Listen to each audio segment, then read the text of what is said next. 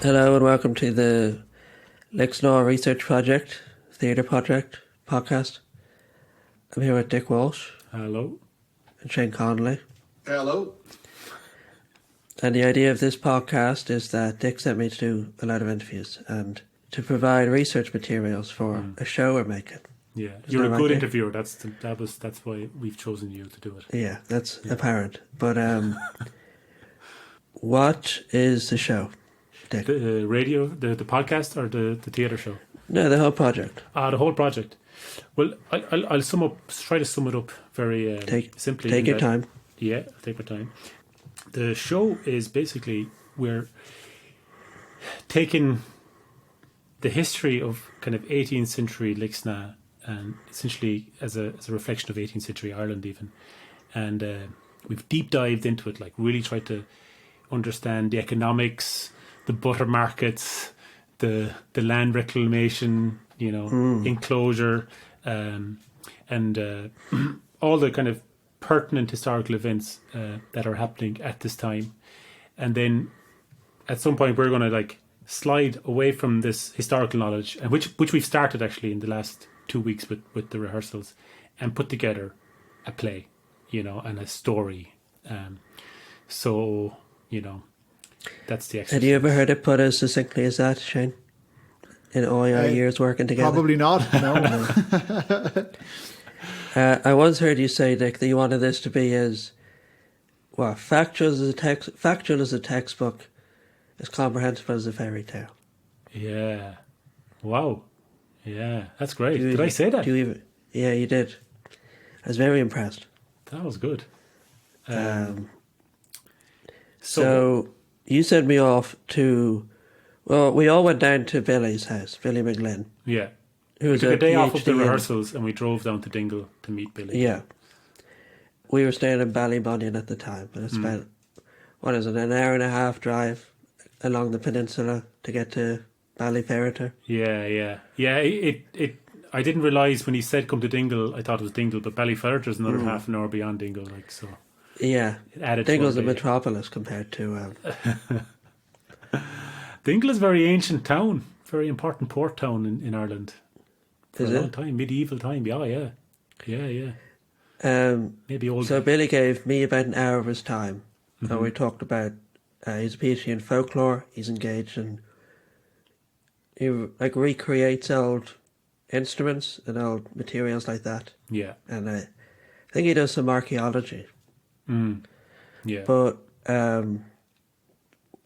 what interested you in Billy? Why did you think he'd be anyone good to talk to about the project? He's definitely a folklorist, and just to be clear, he's I liked him from what I knew of him before this, was that he's very academic as well, and he's very clear about what he does know and what he doesn't know, which I think is super important to this period, because my own experience of jumping into the Irish history, but the two of you, but there's so many agendas always been put on it, whether it's the Catholic agenda, whether it's a nationalist agenda, whether it's an anti-Catholic agenda, there's a lot of agendas being put on it, and it's great to speak to people who are meticulous, and also he seems to have a genuine sensitivity for the kind of spiritual side of ordinary people's lives, whether that's in how they take part in rituals or their festivities, and their worldview and what they think of as being important.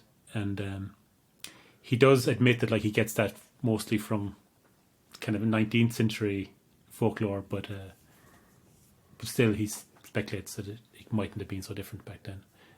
He is quite open about not being an expert in the 18th century. Yeah, and also it's very hard to be an expert, because there's so little.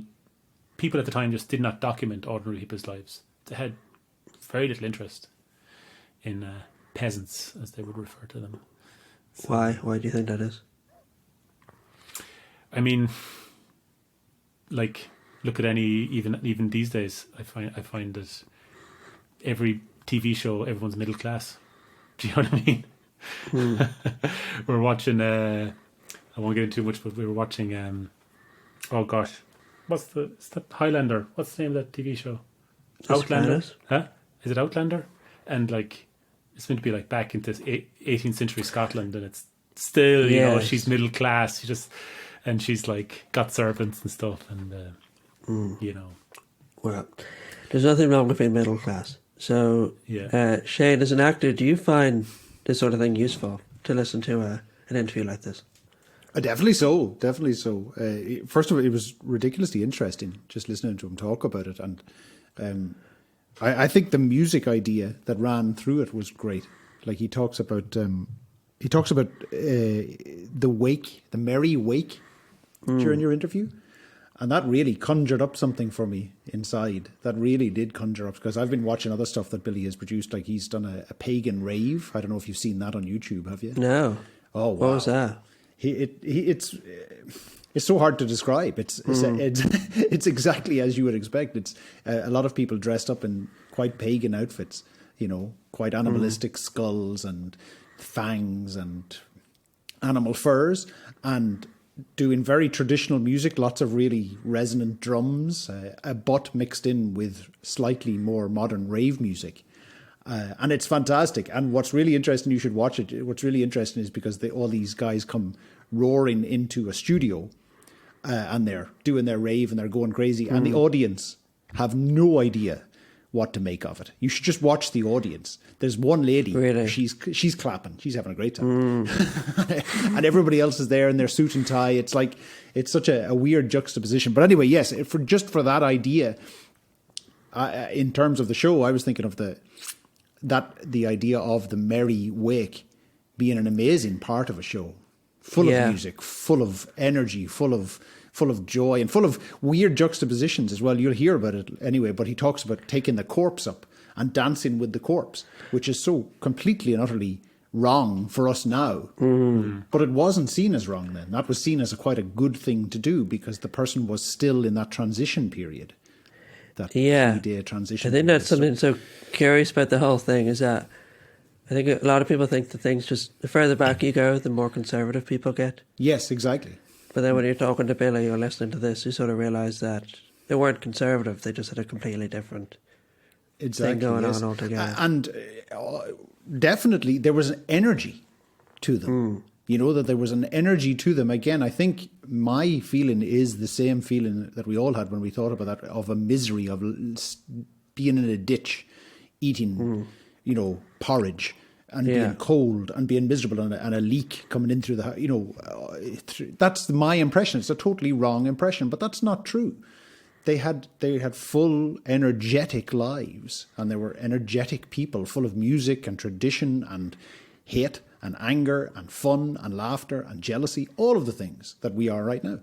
And that's, you know, you get when you listen to him, I think you get more of a sense of the people being more people than I'm giving them credit for, if that makes sense. So that was great to listen to. Yeah, that's very true. And I think that one of the benefits of folklore is that it can be accurate to a feeling or a truth, but maybe not factually accurate. So like the stories people come up with there's a story you were telling Nick about, was it your grandfather saw the Council of the Hares? Yeah. And he was just like, this is not for me. I don't know what it is, but I saw something I wasn't supposed to see. Yeah. He was not like into any kind of fairies or anything like that. But at the same time, he did see a ring of hares. I mean, in apparently like having a council meeting, or like he was just like it just shook him a bit. Like that's weird, you know. Yeah, and, it's like I don't know what's happening entirely, but I'm not going to get involved, and that's sort of probably a good lesson at the time. Yeah.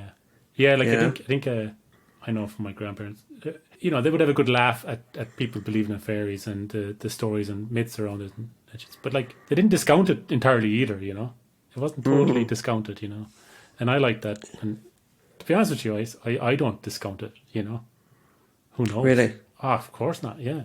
How can you discount, like, something that's been amongst people for so long who've lived in the same area, you know? Yeah. It's sort of like the way sometimes when you're out at night and you'll see, like, a shape and you're just like, oh, it's some crazy animal. And you're just like, maybe the city's given birth to some mutation. It's just, not going to get involved with that. I'm going to stay clear of that creature that I can't quite make out. Even though rationally you know it's just a dog or a fox, you're just sort of like, there's something more to that. I think I'll give it a miss. Yeah.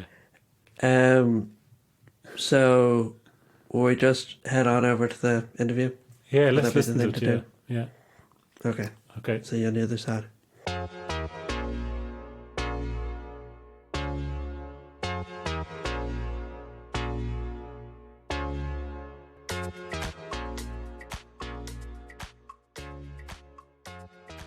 So we're here talking about folk traditions. Yep. And I don't know what the best way to start is, but I think the thesis would be that we're looking at the life of the normal person in the 1700s, which is hard to do, because what I think is that a lot of the historians are sort of in love with the big houses. Do you know what I mean? Yep. Like I was reading one account about the Fitzmaurices in Kerry. It's like a big family in LIXNAW. And his son was a bit of a renegade. And there's this big account of his life. And then there's one bit where it says that he was going to get married to a scullery maid. And the account says, luckily she died, so he'll get married to like someone of his own stature. And that's the vibe, you know? Yeah, and I mean, it's always a problem with history about your sources and source criticism and all of that kind of thing. But, you know, the well-to-do, the people of high status are always going to have more written about them. Yeah. You know, if we look at 21st century culture, the minutiae of Kim Kardashian will be poured over, whereas the ordinary person on the street, I mean, it's just it's part of the problem that there's always more interest given to the people who are perceived as being the most important or the highest status. Yeah. You know, trying to reconstruct history from the bottom up, trying to look at what ordinary folk did, how they lived, where they lived, how they might have viewed the world. And they're making up the majority of the population. Yeah. You know, strangely enough, the people who are most representative are the people who are least represented. And it's always going to be a problem with history. But, you know, if you want to flesh out ideas about how these people might have lived, how people might have engaged with their world, folklore and folk traditions can be at times quite insightful in reconstructing their experience. Part of the problem, I suppose, of finding a reliable account from the 18th century is that the bulk of our material, as usual, will come from 19th and 20th century accounts. And this is particularly the case with the National Folklore Collection as a source. It's a wonderfully rich source. Yeah. Phenomenally rich and granular in portraying or offering insight into how people perceive the world. But it's a little bit later than our period. But we can match it up to accounts from the time as well, some of which are indirect, of course, or might be incidental to a bigger report on something. But we find a lot of correspondences between behaviour, between patterns of of life, how people engage with their environment. And there's no reason to think that plenty of the material that's valid for the 19th century would not be valid, would also be valid for the 18th century as well. So it definitely sets the scene, I think, and we can project some of the ideas, plenty of the ideas, I think, back a bit into the 18th century. Okay. There's plenty of evidence to suggest that plenty of elements of society pre-existed the 18th century. So it's definitely worth looking at, I think. It's for sure. definitely something worth pursuing in terms of how we might reconstruct these people's experience. Yeah. I suppose one of the things we were talking about, we're trying to figure out the role of religion at this period, you know, like what the religious experience was like. And you made a good point earlier before we were recording about the holy wells, about how they were sort of during the penal times, or during times when they couldn't access priests, they were the religious experience, you know. Yeah, I think so. You know, there's a lot of arguments as to the origins of holy well traditions in Ireland. I'm sure strands of it are very old, but the vast majority of the experience, the encounter that people have with holy wells nowadays come from practices which were laid down in the post-medieval period. Okay. A lot of wells got dedicated and rededicated after the medieval period. And I think part of the sort of flourishing or uprising of interest in holy well traditions was because people during penal times, of course, would not have had access to religion and religious rituals in the way that they normally would have previously. So if people were not going to mass as much, if there was a shortage of priests in the areas, if priests were conducting clandestine rituals, then things like going to a holy well and performing rounds would have been a very valuable outlet for people's religious expression at that time. Doing rounds is like when you walk around saying prayers. Yeah, the fancy word for it is circumambulation, I think, which literally just means walking around. Yeah. But it's doing it in a structured way. So, and people still do this to this day, where they will walk around. It's very often called a pattern, which actually is derived from the word patron, because they would go on the patron's day, the patron saint of a particularly well, St. John or St. Catherine or something like that, and they would go on the saint's day. But they would perform what they called a pattern, which is walking around the well, perhaps, a fixed amount of times, saying a particular set of prayers. And then if there were other features on site, like a tree, very often there are trees associated with holy wells, or a saint's bed or something like that, they would walk around those. And they would pray for healing, they would pray for intercession, they would pray for help with the problems that they had. Okay. And I would imagine for these people, this idea of walking around repeating prayers in a structured way, it's very meditative in its way. Nowadays we're very often thinking about mindfulness and about finding, a space mentally and emotionally that is calming. And I can imagine for people who at times would have been living under tremendous pressure, from poverty and from disease and from the uncertainties of life, that this would have offered very, very meaningful kind of succour to them. And of course, layer on top of that the religious experience of people praying, of feeling like they're communicating with the divine in that space. It would have been a huge outlet to them. So it would have been quite active, like an active religion, as opposed to these just being sort of calcified. Yeah, traditions. I mean, it's contemplative as well, but it is the physicality of moving around, I suppose, offers people a kind of a very visceral way of engaging with it. And, there's pilgrimages, of course, of all kinds would have been happening at that time too. And these are a form of that, if you like. Okay. And pilgrimage is very medieval and older, I'm sure, experience that people have. So these things came out of the Middle Ages?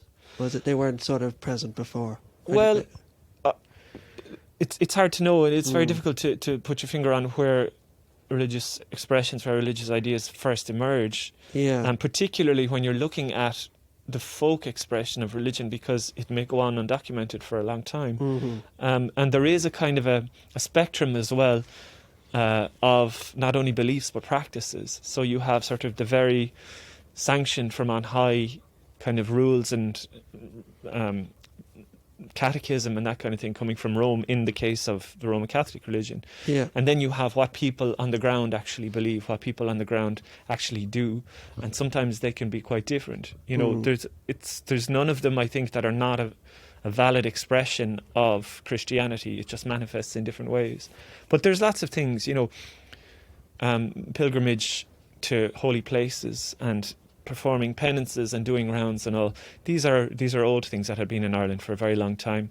But I think the flourishing of, or the popularity of holy wells, and there are thousands of holy wells around Ireland, many of whom may have only got their dedication or their sort of status as a holy well in connection to a particular saint or religious figure, would have been this act of sacralizing these places would have very often taken place in the post-medieval context. And I think a lot of that had to do with people's lack of access to regular church and priests and things like that. Yes.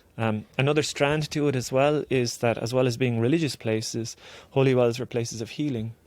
Okay. And the indigenous healers of Gaelic Ireland essentially lost their patronage with the flight of the Earls, and the hereditary families, the Hickey families, the Lee families, who would have been attached to particular royal patrons. They would have been given land. They had these healing books, these medicine books, which contain translations of Latin and Greek and Arabic and English medical texts. These were a very strong institution in Ireland. And then when they lost their patronage, people no longer had access to their indigenous, to this established medical system. So for a lot of people, going to the Holy Well and praying for cures would have been access to a type of healing. Perhaps in some instances with the mineral contents of water there was something there. In other cases it would have been a form of folk healing or faith healing, for want of a better word. That's interesting, because the idea most people have of folk knowledge is probably more like the witch, or folk medicine would be like the witch. Someone who, like, the way we're always given it is that it's like almost an unconscious link to the world around them, and that through some, the magical process being the knowledge of the herbs or whatever. But you're saying that there was a time when the knowledge was held, like, among the earls, among the upper class, and sort of doled out. Like, yeah, but again, I think it probably exists a bit like religion on a spectrum, where you had the people who would be formally recognised as healers, who would have undergone medical training, and in some cases this was within the indigenous milieu, and then in other cases, they were quite outward looking as well, though. And like I said, the aristocratic healers, I suppose, or the healers that were attached to the aristocratic families, would have been cosmopolitan in their outlook. And we see translations of texts from the Arabic world, Greek texts, Latin texts. So they were in touch with what at the time, I suppose, was best practice. But also, at the other end of the spectrum, you can bring it down to something as basic as when you sting yourself with a nettle, you rub it with a dock leaf. Whether that's effective or not, that's a form of healing. And everywhere from, Irish, the liog, the leech attached to a big house, going to the continent to learn formal medicine, all the way down to, somebody healing on a local level. But the Ban Fassa would have been an important figure. The wise woman, the healing woman. I suppose the most famous Ban Fassa was Biddy Early. Yeah, from Clare. But there were many like her, and just near where we are, there was a Ban Fassa down in Ballyvoheen, which is a townland just next to us here. Okay. And these were women who would have had knowledge of herbs, would have had knowledge of cures of different kinds. They would have had knowledge of cures for maladies, for skin complaints, for, a lot of the things that would have struck people at the time. But also, as part of that knowledge, and perhaps something that distinguished them from the more formal healers, would have been the idea that there were cures that were supernatural in origin. Or at least there were afflictions that were supernatural in origin. Things like the evil eye or elf shot or those kind of things. Where I've heard of the evil eye. What's the elf shot? Elf shot was, sudden pains in the joints. And some of the Manal Fassa and other healers as well. The quack doctor is kind of, in folklore, is very often it's a male figure, a male version of the Ban Fassa. They would have practiced kind of medicine. Elf shot was this idea when people got sudden pains, perhaps arthritic pains or, afflictions in their joints. It was said to have been a kind of piercing by arrows, supernatural arrows, fairy darts, that's what they called it. And in some instances, they would actually have stone arrowheads, Neolithic ones, which they would have found in old sites, and they would sort of palm them into their hand and show at this kind of flourish, show that they had withdrawn this from the afflicted area. So there's a bit of trickery, there's a bit of psychology involved in this kind of healing as well.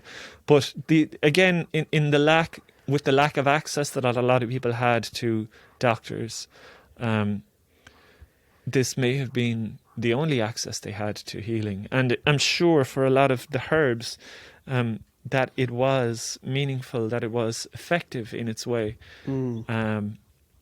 We know that certain modern medicines derive from, folk knowledge of plant healing. So aspirin being derived from salicylic acid, which was found in willow bark, and there's accounts of willow bark being used, or digitalis, the foxglove, which has it's got a very weighty kind of set of traditions attached to it about healing, about poison, about medicine, and there's a lot to the idea of the digitalis, the Mair na Bócaí. It has supernatural associations as well, the fairies' fingers, or that kind of thing. So, but modern medicine was derived from that because it has. I suppose St. John's wort is another St. one. John's wort, yeah. Although St. John's wort was not in Irish tradition, as far as I can see, used much for treating depression as much as it was used for an antibiotic, I think, actually, that it was used in poultices.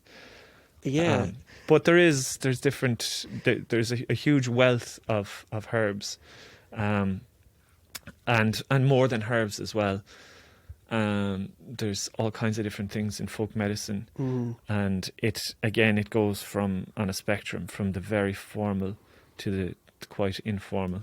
So if you were, say, a labourer or a small farmer, you might have your own ways of first approaching illness, but then there would be second and third almost, what would you call them? Like opinions or options, do you know what I mean? Sure. You could try and do it yourself, or, within the family, that kind of thing. And then you may have sent for the Banfassa, or the doctor, depending on who you had access to and who you could pay as well. So that was a big part of it. There's a custom as well, a tradition of particular families having the cure. Yes. And the cure is an interesting idea, where families were said to have hereditary cures for particular things. Again, a lot of our knowledge of this comes from the 19th century, but some of them seem to be older than that as well. And the idea of families having particular cures. Sometimes the cure could be a particular poultice or a medicine, a potion that they would make up. And it may be just for one particular type of malady, something for cough, for example.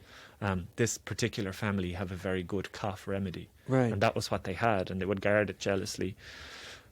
Or in other cases, it was a more abstract form of the cure. So the cure might involve the laying on of hands, or breathing, or in some cases, applying blood from the healer onto the person who's afflicted. They would put a drop of their blood. Yeah, I think the blood of the Keogh family was used for curing shingles, I think. Okay. I think that was one where they would apply. I'm sure it was.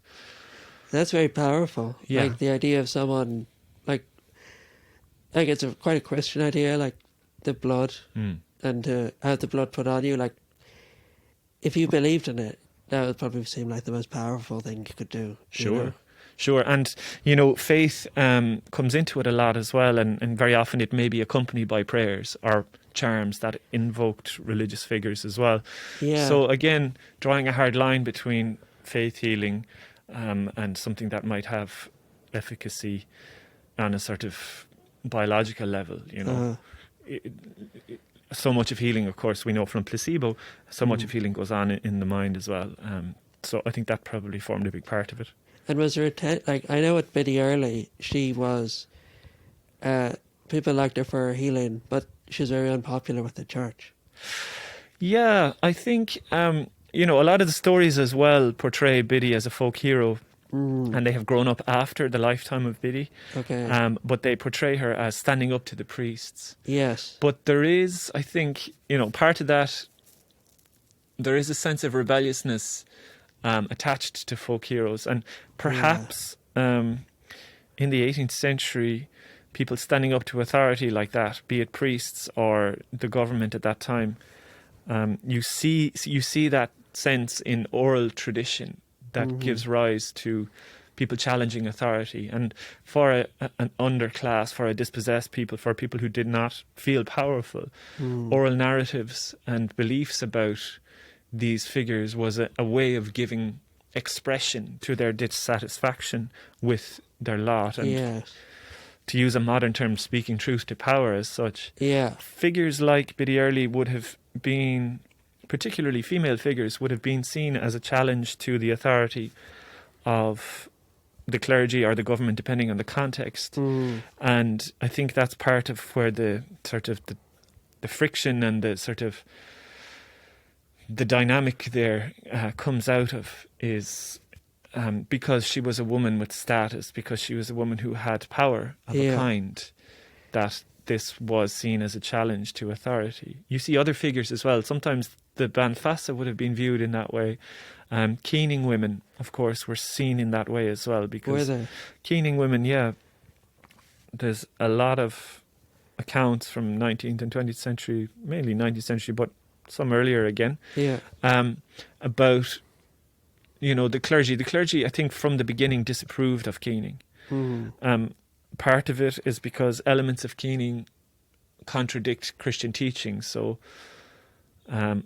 some Keening texts that survive from this time, and one of the most famous ones is the Queen Arti Lira, the Lament for Art O'Leary. But what you see in some of the texts that survive of Keening, and what we know of it, is that there's a very real expression of that the person is gone and that they're not coming back, and it seems to be a rejection of the church's teaching about the fact that they are in paradise or that they're in purgatory.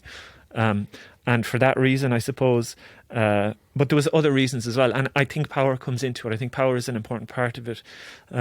Keening women gave voice to the community. They gave voice to people in their grief. They stewarded the dead, I suppose, from the world of the living to the world of the dead. They held that space. And I think priests and other authority figures may have resented the fact that they held that power in that way. And I think that was part of the reason why they disapproved of it. Yeah. Certainly in the post-medieval context, that seems to be, it forms part of the disapproval of Keening women, is that they took that role. And they would have formed a very important role in that way in the absence of priests, for example, or at the times of wakes. Yes. And wakes would have been a huge social event for people at that time, and it was very important. The structures, the social procedures that were involved in not only ensuring that somebody is buried properly, you know, you send them off properly, you give them a good send-off, but also it's about the living, and it's about resolving this new reality that somebody has died. It's about airing grievances. It's about coming to terms and giving voice to the grief that people feel, so that they may mourn properly. And Keening women held that space, and they were resented for it at times. That's very interesting. I think what's interesting about it to me is that we've been trying to move away from this idea that you can apply these general rules to people. You know, the question we started off with was like, what were people like in the 1700s? And I like the discussion of the Keening, because it was so, you had these people who had a very particular role in, and maybe saw their role differently to how other people saw it. The idea that these women saw their role as guiding, or wasn't there that tradition that people believed that the body could hear for 3 days or a few days after death, that they were sort of had this role in death and in dying and in this space that other people probably didn't concern themselves in the same way as, you know, like if you turned up to a funeral, you would be aware of the keeners, but maybe it wouldn't fully resonate with you what they were doing, unless you were like the family or...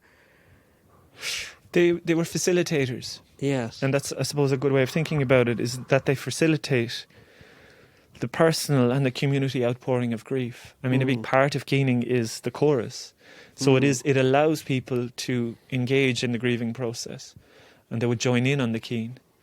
You know, I suppose the closer you were to the person, the more heartfelt that expression would be. But so much of our funeral traditions, and even today, are just about solidarity. They're just about showing people that you're here with them in their difficult time. Yeah. And very often that's as much as people want in that space. It's also, I think, and you get this in the wake customs as well, the keening customs, the wake customs, this show of solidarity, this show of strength is in the face of death. So people stand up to death and they challenge it, and they respond to death with a show of life and with a show of force and vitality. So many of the keening games, the wake games involved strength. I've never heard of the wake game. Wake games. So wakes were this idea that the body would be laid out in the family home, and they would stay with the body and they would have a wake. And we still do this tradition to an extent nowadays, but the merry wake, if somebody was believed to have died a proper death, which was a non-tragic death at what was perceived as the correct age. So if somebody died peacefully in old age, this was a proper, a good death. Okay. And in that case, they would have a merry wake for the person. And the merry wake involved drinking, it involved eating, it involved smoking pipes, it involved dancing, it involved games. And they would sort of sit around waiting for it to start. And the Borichin was the person who sort of stewarded or conducted the wake games. But the games could be, competitions of strength, lifting heavy weights. They could be very boisterous games, sometimes violent games. Really? Yeah, and it's a social phenomenon, I think. There's a lot of accounts of it from outsiders. And they talk about keening as well, and it was in the context of the wake that the keening would happen. And they don't know what's going on, they don't understand it, and they think this is disrespectful. Yeah. For example, if they're playing cards, they might play cards, you might deal out a hand of cards to the corpse.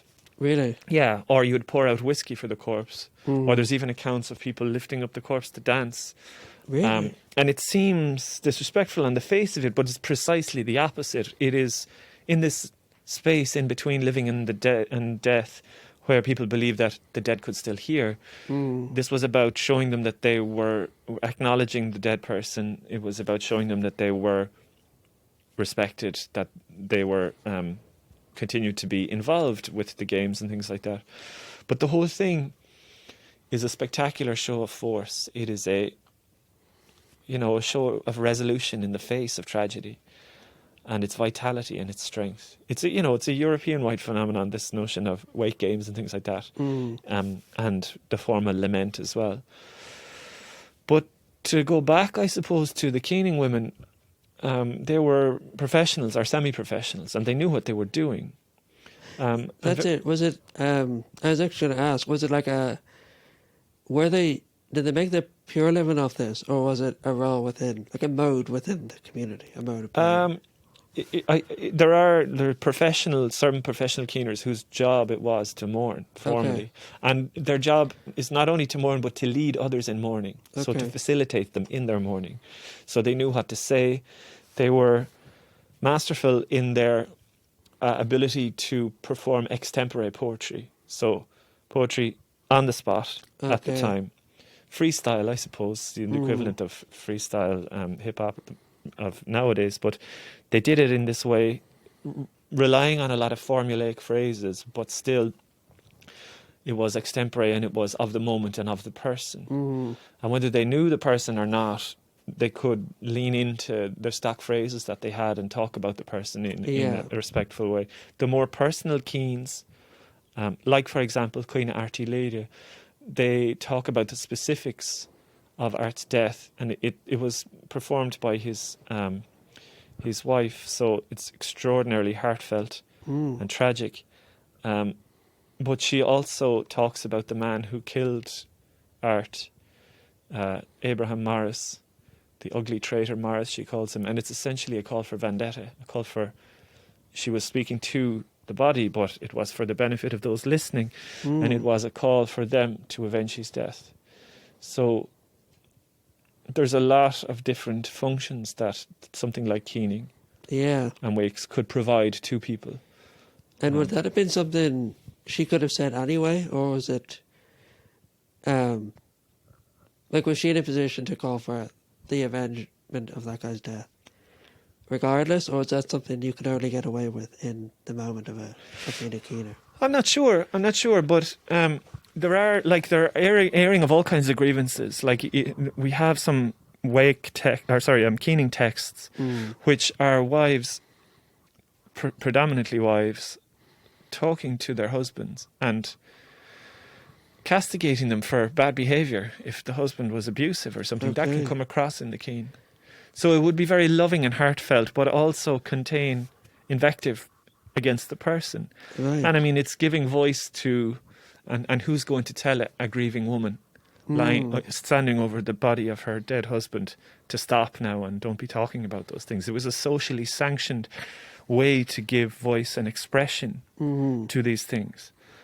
And people's relationships with each other are complex, and you may love somebody deeply who is not always good to you, and this was a way of talking about that. It was a social release, it was a psychological release, it was a form of therapy to give voice in front of all of his friends and family to the things that were not always good. Most of them are praised, but sometimes they're not. And it's a wonderful way of healing, I think, and offering people reconciliation and closure. It seems like that was a very common role of women, was to be able to say the unsaid, or to... We were reading about faction fighting. And there was that tradition of you had the opposing sides, but each one would also have a woman poet who would, probably insult the men in ways that men couldn't get away with. Because if if people wouldn't hit a woman, maybe, or it was just a different form of aggression, Yeah, for sure. And I think you'll find in folk tradition as well, there is the voice of disaffection comes through a lot. From, be it women who had obviously a less prominent role in society than men, and would have been oppressed at times by the social structures around them.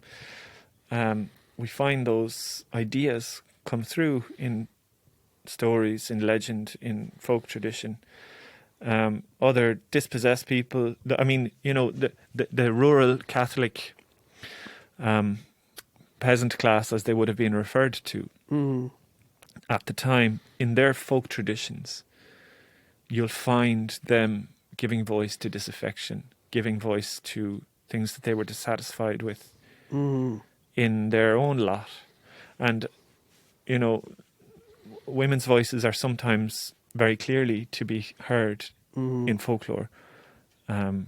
Sometimes not as much, obviously, as they should have been. Part of the problem there is the bias on behalf of collectors who would not always collect women's lore, or men who may not have been privy or have had access. People may have been reluctant to speak to them about certain topics and things like that. So that's part of the problem. Straight up misogyny as well in the way that it was presented and interpreted, of course. People may have heard things and not knowing what they were, or distorted them to fit their narrative. So that's part of the problem. But folklore, folk traditions, legend material, and the subsequent beliefs, the beliefs that are fed into legend and beliefs sort of have this edifying effect on each other. Legends give rise to beliefs, beliefs give rise to legends, and they sort of feed into each other. But you find a lot of the darker aspects of life, a lot of the more challenging things that may not be openly spoken about, are given voice in these ways, in metaphorical ways, in symbolic ways, and there's a lot of psychological content to be mined in these stories. Stories, encounters with the supernatural as well, feature very commonly in legend material. The fairies, for want of a better word, they were known as the fairies in English, but it's a more suitable way. So when you switch to Irish, which would have been the dominant language at the time, they're known as the Sloashi, which etymologically means sort of the people of the burial mounds, which is a much more accurate description of how people conceived of these entities, these beings. They're not little girls with wings. And, you know, anybody with even a passing knowledge of Irish folk tradition knows that Tinkerbells have nothing to do with Irish fairy tradition. Yeah. But encounters with the supernatural, with ghosts and with fairies, are as often as not about giving rise or giving voice or expressing people's anxieties Okay. with things in their reality. So this common idea about changelings, that women Yes. could be abducted by fairies and replaced, or that babies could be. These are essentially metaphorical ways of talking about, or at least it was an explanation given for things like high infant mortality rates, which would have been massive in the 18th century, women dying at childbirth. I suppose even like a lot of mothers experience anxiety after birth, like postpartum depression. So if a mother wasn't feeling connected with her child, it would give rise to the idea that the baby wasn't. It was an issue with the baby rather than her. Yeah. And it would really accurately describe the emotion, wouldn't it? I think so. I mean, there's a complex set of things going on there.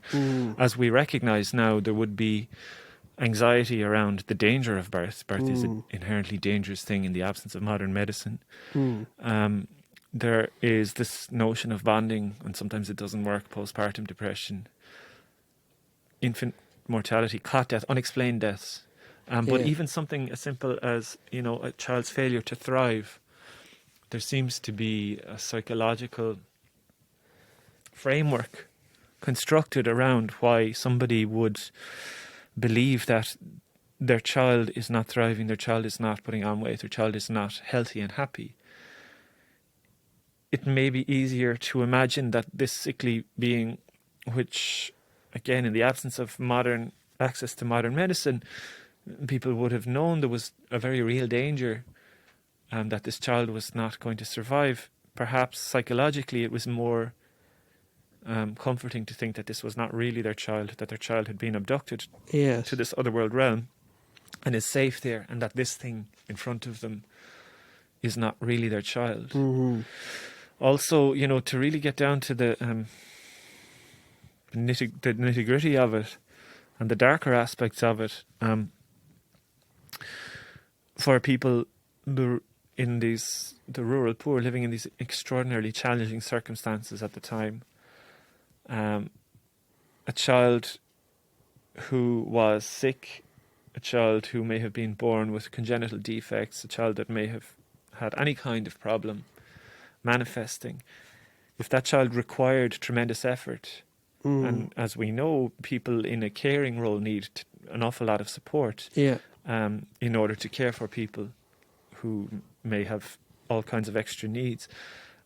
For a family on the edge of poverty at that time, you know, caring for a sick child like that might bring ruin to the whole family. So perhaps there was child abandonment at that time, or it was easier to not give as much care to this child psychologically, knowing that it was not really a child. Yeah. You know, depression, anxiety, nervous disorders, they can strike people, and they can come out of the blue as well. Like postpartum depression is an amazing example of somebody who may have had absolutely robust mental health their whole lives, and they have a child, and all of a sudden they feel completely depressed or disconnected or whatever it is. It gives voice to this anxiety that people have in a non-clinical way. Where does depression come from? Where does, you know, people may be struck by depression and not want to get out of bed. We know now we're having the conversation around mental health is much more open nowadays. But for people who in the 18th century may not have understood what clinical depression was, what postpartum depression was, this is a way of talking about it, of giving voice to it. You know, even now in Hiberno English, we talk about somebody being away with the fairies. Yeah. And there's usually an implication that they're not connected to reality in the way that everyone else should be, Maria. But this is giving expression to this idea that their body might be here, but mentally they are away with the fairies, that they are somewhere else. And it is a way of talking about mental health issues, about problems, giving a rational, as they saw it, explanation for something that has no external cause. Yeah. Why do some people have depression and others don't? Sometimes it's circumstantial, sometimes it's clinical. We don't know. That's it. We don't know. We're only getting to the grips with the human mind. And for a non-scientific people, this was their way of making sense of the world, of talking about these things. Yeah.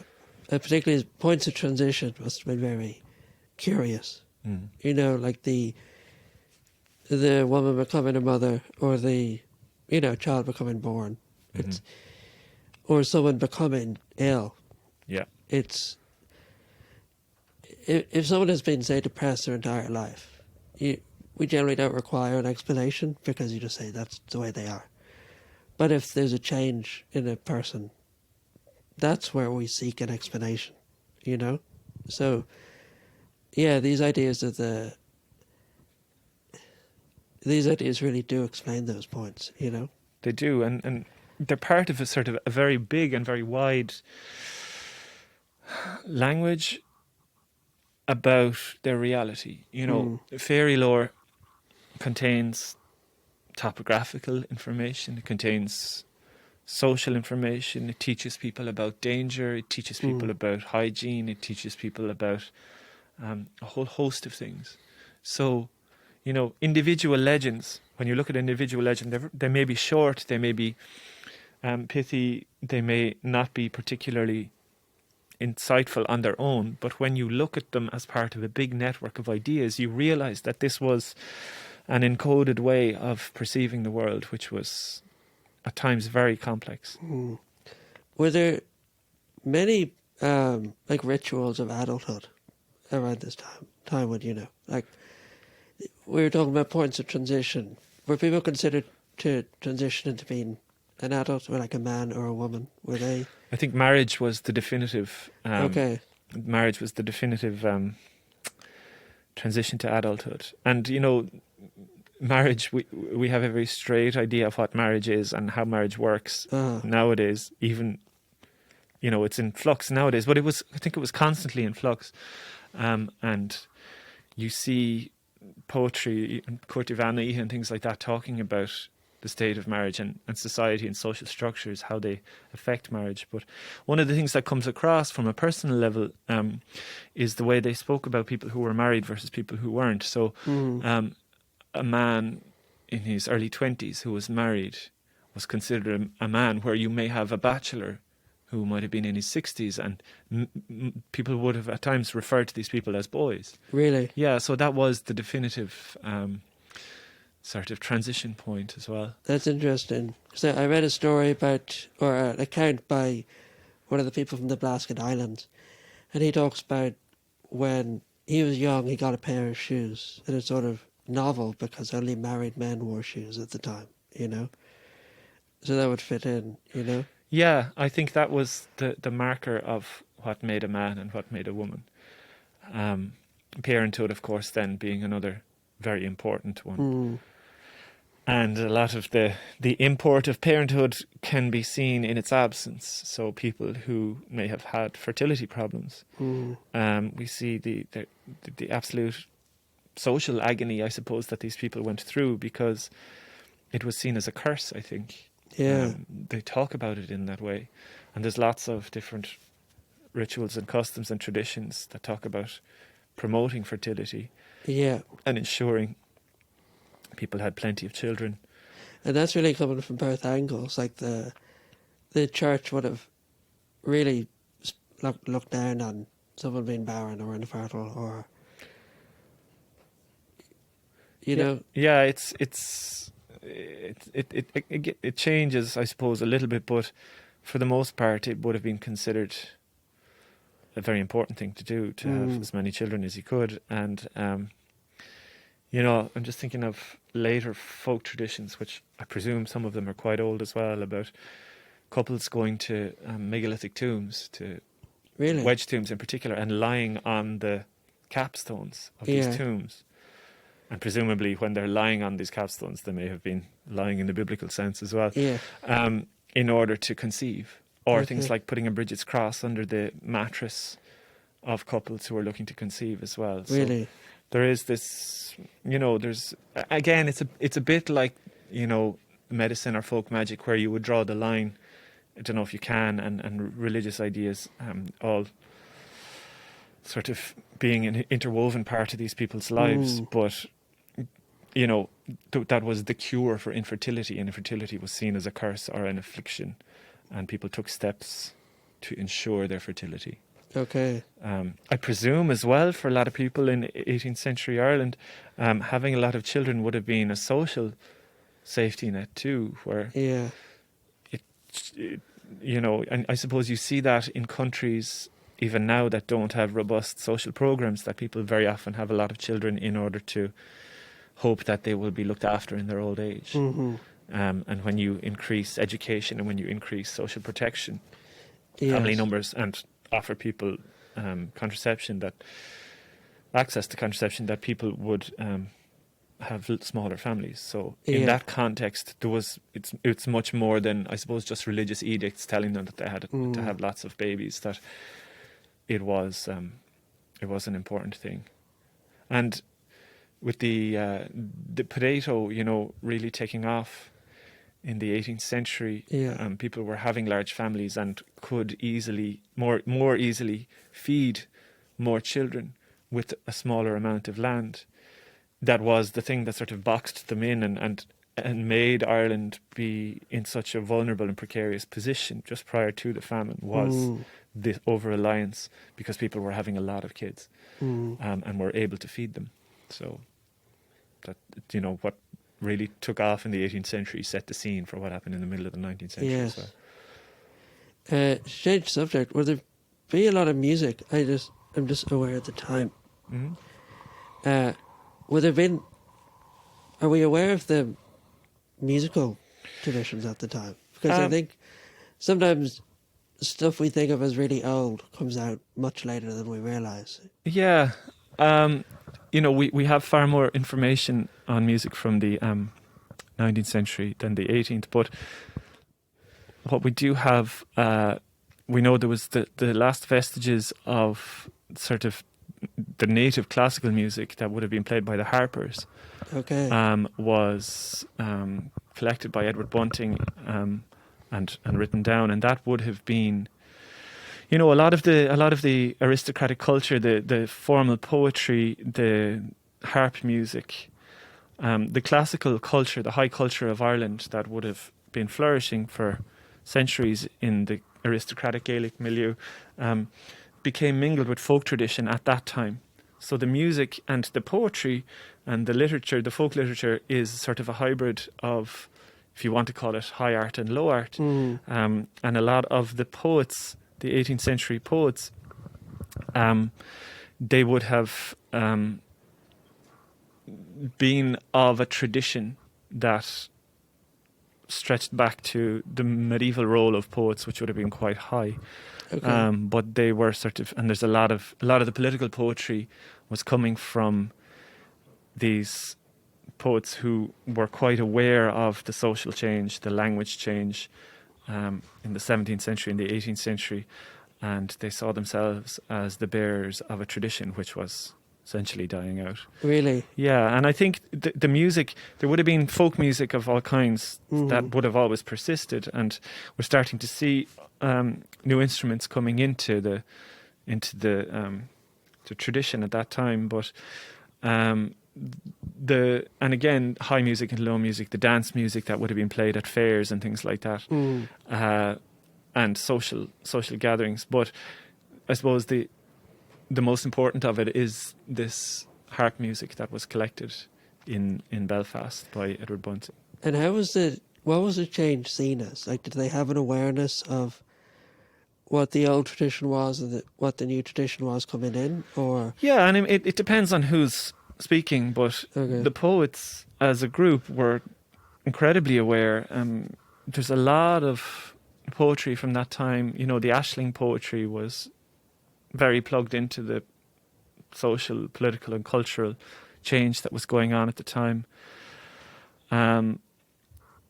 They would have, there's a lot of expression is given to that, and Irish language poetry in particular. When you look at Irish language poetry of the era, they're keenly aware of a decline. Okay. Part of that is not so much a decline in speakers as such, although that is given voice as well, but a lot of it is to do with patronage. Right. And they are aware that this culture, this high culture that they had, is under threat, and it's a way of life that was dying out. And that's wrapped up then in the politics of the era as well, and the art, the politics and the political situation informed the art. And that's where, like I said, a lot of the Aisling poetry comes from that as well. But even like if you take Cuairteann Bhean Ihe, something like that is talking about marriage essentially, and the changes in society at the time, and the role of men and the role of women, and the nature of romantic relationships and marriage and that kind of thing, drawing heavily on learned tradition, on allegory, on classical learning. There's all kinds of allusions in there as well. And some of the poetry of the time, whether it be Aisling poetry or others, or laments or any of that, shows evidence of all kinds of influences, classical learning, allusions to Greek traditions, to Roman or to Latin traditions, all of that kind of stuff. So, but yeah, to go back to the question, people were absolutely aware and were giving expression to their dissatisfaction with the way things were developing. Okay. But was there a sense it was some inevitable? Like, I suppose this is like that feeling today where some people feel like I think can be a general mood sometimes about the Irish language, say that the decline is inevitable, and there's some people think it was absolutely not inevitable at the time, particularly because the majority were speaking it. I think the famine was the real watershed in terms of the point of no return, and that had not been reached at all. And again, the political poetry of the time, it talks about, Ireland in the form of a woman waiting for her saviour to come overseas, be this the return of the Earls or the French or the Spanish or whoever it was. Yeah. So there was echoes of that a lot, but it's dissatisfaction, but it's also hopeful. And prophecy as well, Lilibilero and all of those ideas about the prophesied return of saviours, that fed into later ideas, into 18th century poetry about, the thing was far from lost. And I don't think there was any sense of inevitability at that time. I think the poets at some points were lamenting the fact that they had lost their patrons, but I don't think there was a sense of doom as such. There's a lot of aspiration and there's a lot of hope. So they saw the social situation or the political one as maybe something to endure, but ultimately could be. I think so, overcome. yeah. I think so. They were far from defeated, Yeah.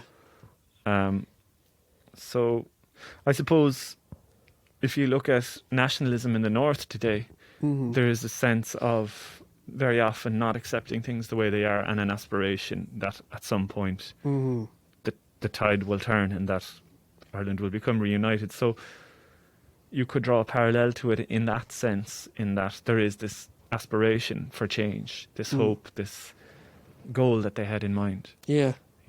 Okay. I think we might wrap it up there. I think that's a nice note to end on. Okay. Do you know what I mean? Yeah. Right. Thank you very much. You're very welcome. Thank you.